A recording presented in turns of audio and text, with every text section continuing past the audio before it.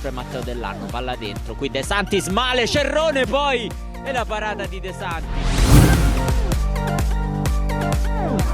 Palla che rimbalza, controllata da Stornelli, il destro deviato De Bernardo, sovrumano. La ragnatela, Zangheri lavora bene con la suola, pensa alla conclusione e del proposto questa volta deve deviare in corner. Occhio al contropiede, Bettinelli è tutto solo, l'appoggio è per lui, Bettinelli, pallone sul mancino, l'esterno di Bettinelli, fa un miracolo Sorin. Chiedono un tocco di mano i giocatori in maglia bianca, piccolo, la larga per Cesaro, ancora Valadescu.